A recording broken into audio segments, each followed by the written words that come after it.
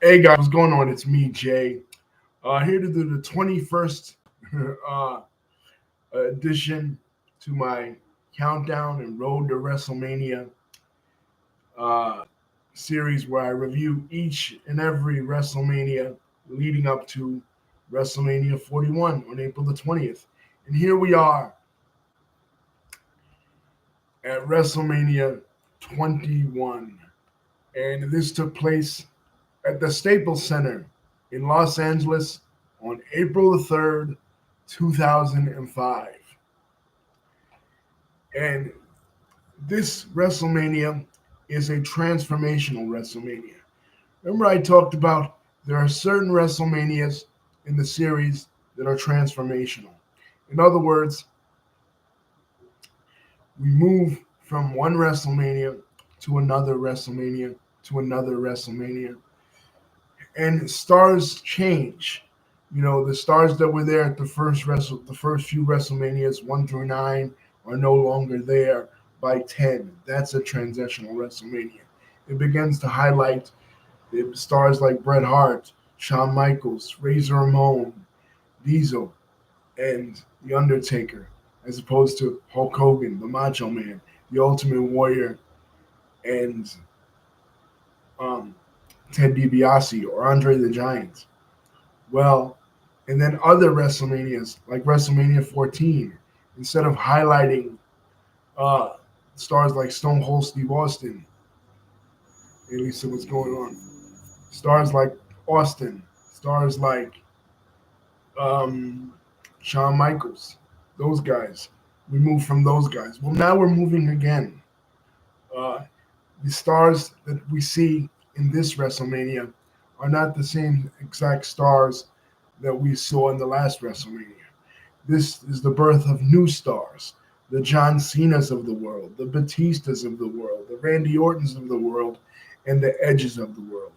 These are the stars highlighted at this WrestleMania, WrestleMania 21. Now, what is the main event going into this particular WrestleMania?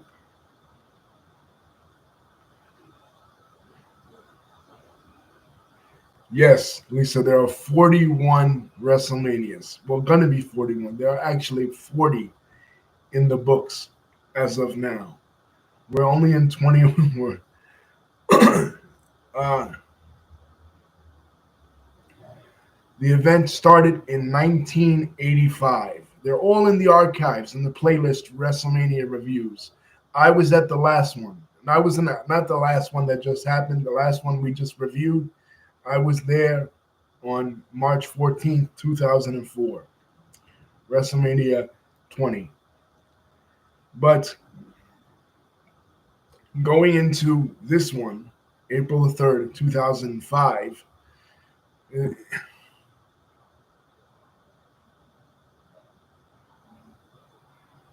uh, yes, they are. It's the longest running wrestling event in the world.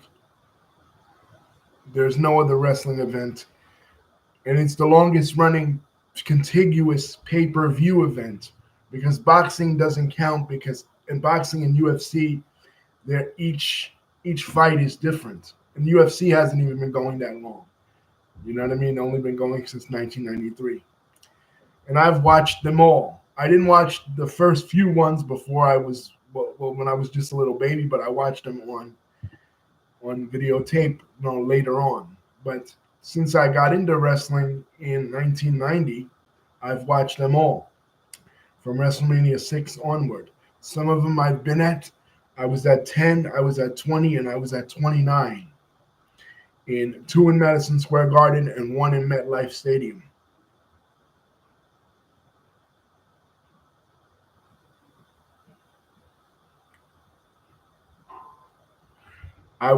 And they've been in New York. They've been in New York 4 times.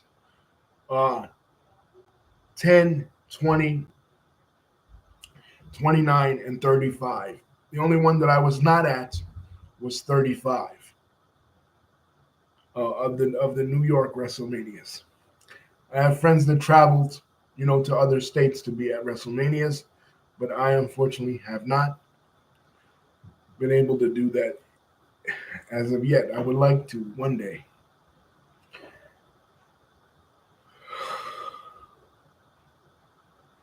There's never been an international WrestleMania yet. We've never had a WrestleMania in another country. Hopefully they do London before they do Saudi Arabia, because England has a, a more devoted fan base for professional wrestling and for the WWE in particular than Saudi Arabia. They're doing Royal Rumble at Saudi Arabia next year, but hopefully Saudi Arabia doesn't get a WrestleMania before England does. But anyway, going into this WrestleMania, the main event of the evening is Triple H versus Batista. Now, we talked about at WrestleMania 20 how Triple H lost the championship, finally tapping out to Chris Benoit. Finally, by God, finally, Chris Benoit has become the champion, right? Well, that's all over with because Randy Orton defeats Chris Benoit at SummerSlam 2004,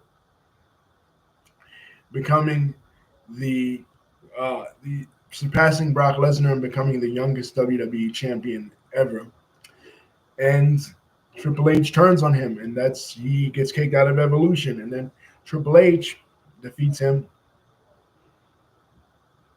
and Triple H going into WrestleMania 21 is the WWE champion. But who's he going to face? Well, he's going to face his other Evolution teammates, Batista. WWE is really pushing Batista as a main star, as the next Brock Lesnar, the next Ultimate Warrior, the next big thing in professional wrestling. But he's still with Evolution. So at the Royal Rumble, there is a discrepancy where both he and John Cena go overboard, and Vince McMahon comes out, he slides under the ring, and he tears both his quads. So there Vince McMahon is sitting like a, like a complete dumbass, arguing with the ref about who went over the top rope. And eventually it's decided that Batista went over. So Batista, Big Dave, will go on to WrestleMania to face either Triple H or JBL. Now,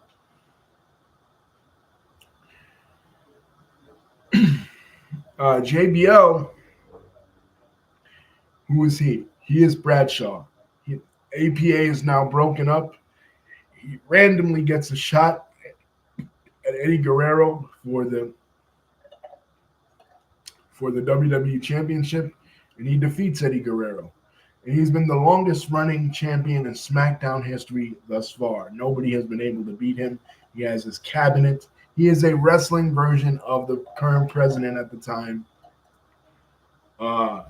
George W. Bush.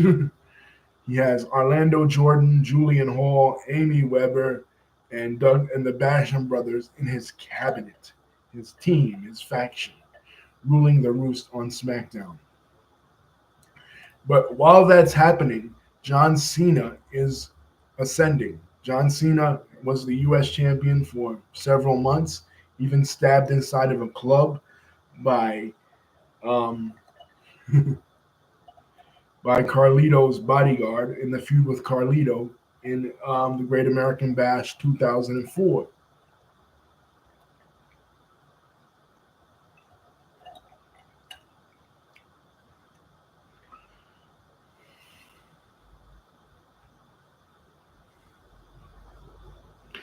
But now he's going for the big one. Now he came out with his CD. Fans are loving him.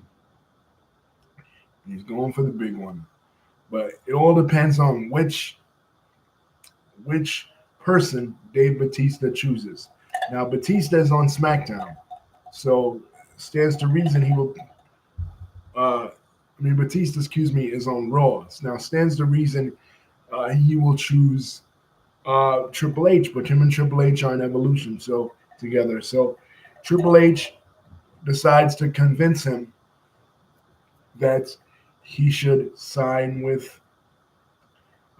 face JBL, and they could bring the WWE Championship over to their side and have a branch out to SmackDown as a team. But he overhears Triple H and Ric Flair talking, and he decides, you know what?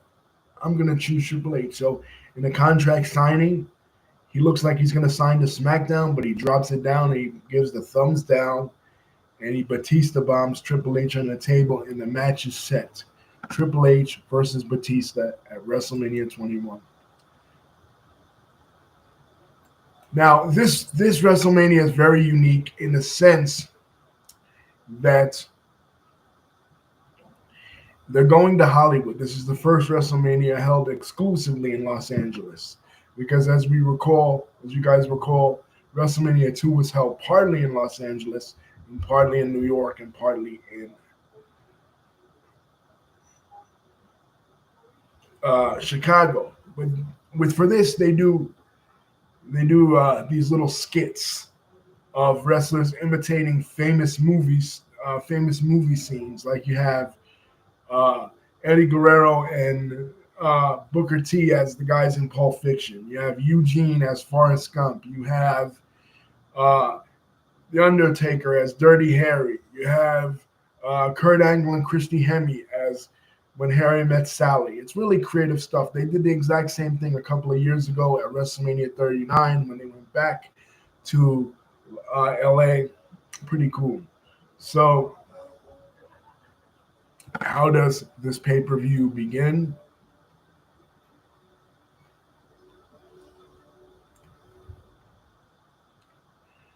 We have Booker T eliminating Chris Masters in a 30-man interpromotional battle royal, because again they're doing the whole Raw versus SmackDown theme, which becomes very important, especially in the match between Kurt Angle, who's a SmackDown member, and Shawn Michaels, who is a Raw member. And Rey Mysterio defeats Eddie Guerrero by pinfall. Now, this is a return match from their 1997 classic, Halloween Havoc 1997. Both guys were in WCW at that point, but now they're both in WWE and they're reigniting the feud. And this match is also a classic. But the quote I wanted to say with regards to Eddie Guerrero and Chris Benoit was, we want to forget that Chris Benoit lived because of how he died. We want to forget how Eddie Guerrero died because of how he lived. And unfortunately, this is Eddie Guerrero's last hurrah at WrestleMania, because Eddie Guerrero, by the end of the year, will be passed away. So, but he had an amazing year in 2005. This is when we were introduced for the first time ever to Dominic, Rey Mysterio's son, because Eddie Guerrero, during the course of this feud, goes around saying that he is the father of Dominic. He says that Rey Mysterio has a secret, and the secret is that he is not Dominic's father. Eddie Guerrero is Dominic's father. Now, this is a ridiculous storyline, and Eddie Guerrero comes out with these T-shirts, "I'm your poppy." So Eddie's not deterred. Even though he lost the WWE Championship and he turned heel, he's not deterred. He's still doing his thing. It's ridiculous because Dominic Mysterio looks exactly like his father if you saw his father in WCW when his father didn't have a mask. You know? So it's ridiculous to think that Eddie Guerrero and Dominic's like, "Is it true, Dad? Is it true?" And they have a match at SummerSlam for the custody of Dominic. Like, his custody papers are suspended above the ring, and they have a ladder match. It's really ridiculous. But that was Eddie Guerrero's last year in the WWE, and last year, unfortunately, on Earth. Now we get to Edge versus Chris Jericho, Shelton Benjamin, Chris Benoit, and Christian with Tyson Tomko, as well as Kane, in a speaking of ladder matches, in a Money in the Bank ladder match. Now, what is a Money in the Bank ladder match? The whole idea was cooked up by Chris Jericho, and it's basically a contract that's suspended above the ring in a briefcase, and whoever captures this this briefcase has the ability, has the to cash in this Money in the Bank contract for a shot at any of the WWE champions, be they SmackDown, Raw, later ECW, and later uh, NXT, whatever, right? Any WWE brand for a year. So they have a free shot at any WWE championship. This is an ingenious concept, and it just goes to show you how the ladder match has become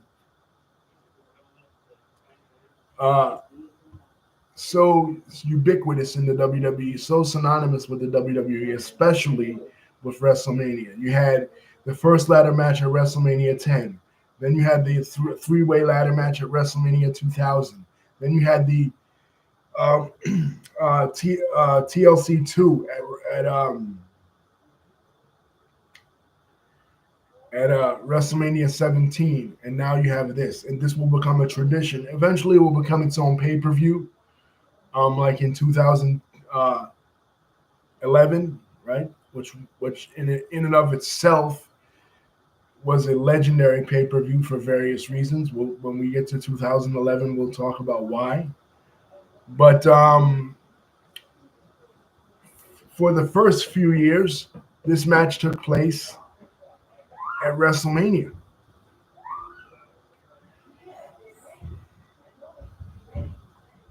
And the winner of this match, the first Money in the Bank winner, was Edge. So, like I said, we're crowning new superstars at this WrestleMania.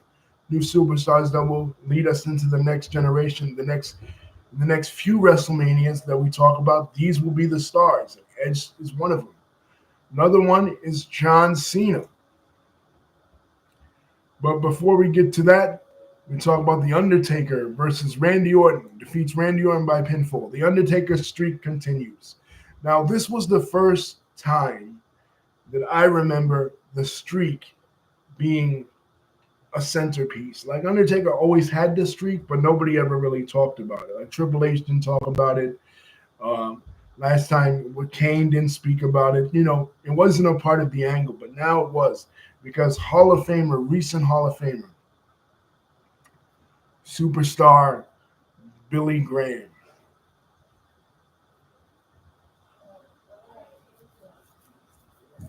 uh, stops Randy Orton on one of the shows. It's like, go to somewhere that nobody's ever gone to before. Do something that nobody's ever done. And Randy Orton, since he's the legend killer and he beats up all the legends, he decides, you know what I have to do? I have to take on The Undertaker, and I have to end The Undertaker streak. So with the help of his father, he goes after The Undertaker. Unfortunately, he is not successful. And for a while, his father is involved with the angle, but unfortunately, it's discovered that his father has hepatitis, Cowboy Bob Orton, and Cowboy Bob is taken off TV. So that's the end of that. But Randy Orton, put forth a valiant effort, and sometimes during the course of the match, you thought, okay, that he could be the one, but unfortunately, he was not. The next match, Trish Stratus, the women's champion, defeats Christy Hemme with Lita by pinfall. Christy Hemme, this is a throwaway match. This was the time when Trish Stratus and Lita were dominating the women's division, changing the face of women's wrestling. Kurt Angle defeats Shawn Michaels by submission. Now this match, oh my God, this match was incredible. This was one of the greatest matches in the history of WrestleMania. You had Shawn Michaels in an ankle lock for what seemed like 10, 15 minutes. Just Kurt Angle just cranking on Shawn Michaels' ankle. Michael screaming and tapping, looking like he didn't want to tap. Then you have Kurt Angle doing a belly-to-back suplex on the table uh, to Michaels. But even the build to this match was incredible because Kurt Angle uh, brings back uh, old associates of Shawn Michaels, his old tag team partner, Marty Jannetty, who he beats. Marty gets, there's a resurgence of the Rockers. There's a Rockers reunion around this time where they take on, where they team together on Raw, right? There is Sensational Sherry, the original singer of the Sexy Boy theme song. She comes back, and Kurt Angle sings his version. I'm a sexy Kurt.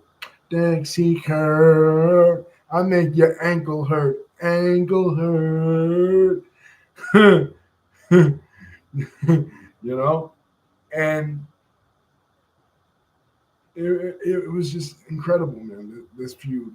And they talk about their parallel um, roads to this particular place. What Shawn Michaels was doing in '96 when he realized the boyhood dream. What Kurt Angle was doing in '96 when he became an Olympic gold medalist with a broken freaking neck.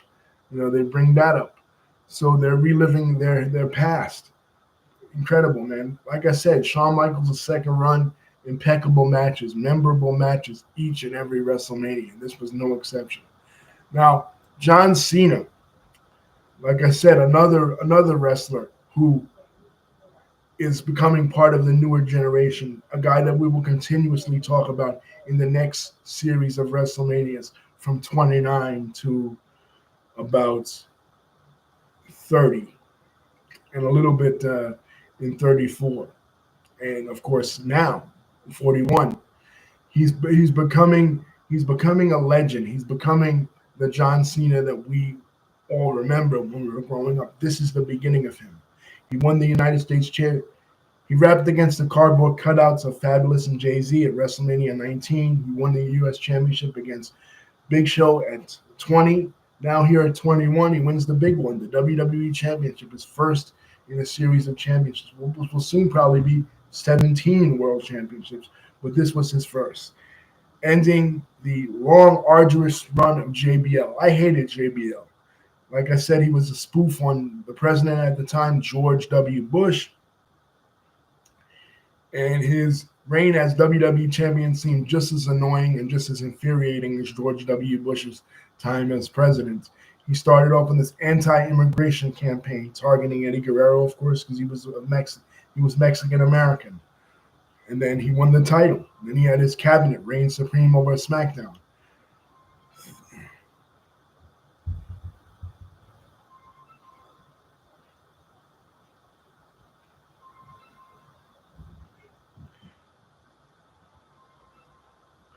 There's this incredible moment during the pay-per-view where WWE champion John Bradshaw Layfield and World Heavyweight champion Triple H come head-to-head. And even though they're both heels, you're like, wow, what if they could have a match? They don't. But John Cena wins this, and John Cena celebrates with the audience, and the fans are truly behind him. All the fans are truly behind him. That will change over the years. But for now, this is his moment. The next match, Batista. The next match is not the Batista match. This is Aki. I was gonna skip this one. Aki Bono versus Big Show. This is an atrocious match. We go from one of the best matches in the history of WrestleMania to one of the worst matches in the history of WrestleMania, and that is this: a sumo match between the Big Show and Aki Bono. Aki Bono was like the first Polynesian. I think he was, the first Polynesian sumo wrestler ever. And I don't know, WWE thought it would be a good idea to have a sumo wrestling match in the middle of a pro wrestling pay-per-view. This was atrocious. But finally, we get to the World Heavyweight Championship match, Batista versus Triple H. And this was a bloodfest, man. Triple H put him over. Great. I mean, one of the best performances that I've seen. Like Triple H, of course, during his reign of terror, he was accused of not putting anybody over, but he put over Dave Batista. Lovely, he made Dave Batista into a star. And by the end of the pay-per-view, you thought Dave Batista was going to be the next Hulk Hogan, and he was going to lead the company. Unfortunately, that doesn't happen. Triple H ends up winning the championship back, and then Batista gets traded to SmackDown, and he and John Cena switch places, and John Cena goes to the main show, Raw, and Batista goes to SmackDown. So by the time we roll into WrestleMania 2022 in Chicago, John Cena is way more popular than Dave Batista, and it will be John Cena that will be taking on Triple H next year, the following year, WrestleMania 22. So that's WrestleMania 21. This was a classic WrestleMania, in my opinion. And all to add to the classicness of this WrestleMania, we had little segments that were included in this WrestleMania, and they were tied to the Hall of Fame. The Hall of Fame existed, started in 1993, and they would do the Hall of Fame ceremonies in private around King of the Ring time in the 90s. But after 1996, for some reason, they stopped. And they didn't do them again. But then by 2004, they started them up again. Superstar Billy Graham was inducted. Jesse Ventura was inducted. Harley Race, Bobby the Brain Heenan, a few guys. And it was a small little ceremony, much like the ones in the 90s were. But by 2005, man, they went big. They inducted Cowboy Bob Orton. They inducted Jimmy Hart. They inducted Hulk Hogan. They inducted the Iron Sheik. They inducted Roddy Piper, all from that first generation of WrestleMania, where all those guys were inducted. And two of those guys were included on the show this night. And that was Roddy Piper, who did an impromptu Piper's Pit with Stone Cold Steve Austin and Carlito, which he slipped out and said a curse word during this. So this is the return of Roddy Piper to WrestleMania. I haven't seen him since WrestleMania 19. And also Hulk Hogan, who got a massive pop when he came out. Muhammad Hassan, again, capitalizing on geopolitics, capitalizing on the war on terror. WWE thought that they could create a Middle Eastern villain character. It's basically an Arab American that was complaining, because that's what he was, an Arab American. The real guy was Italian, but he was playing an Arab American, complaining. He wasn't from another country, but he was complaining about discrimination, racist discrimination against him because of his Arab ethnicity. Much like the guy that the other night said about Pakistanis, said that I don't like Pakistanis, but Pakistanis aren't Arab. They speak Urdu, by the way. But Muhammad Hassan was complaining, WWE fans and the WWE officials are discriminating against me because I'm Arab American, basically with an axe to grind. And it was a compelling character.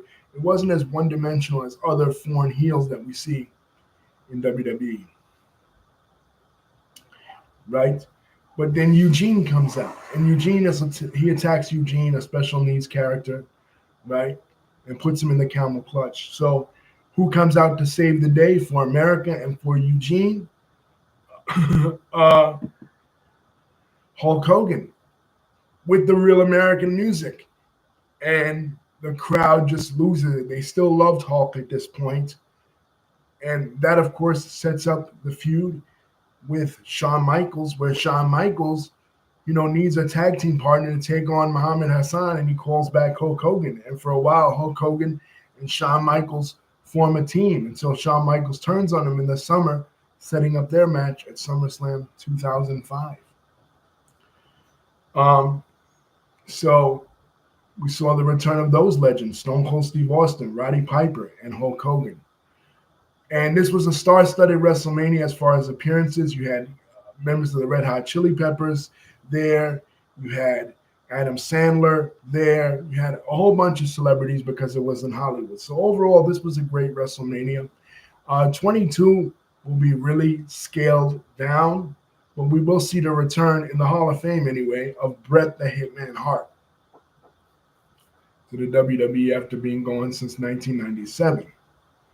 So join me in my next installment, WrestleMania 22 in Chicago, Illinois, returning to Chicago, Illinois, WrestleMania 22. Peace, guys. Thank you, Lisa, for contributing. Thank you, everybody, for watching. Next WrestleMania, WrestleMania 22. Peace.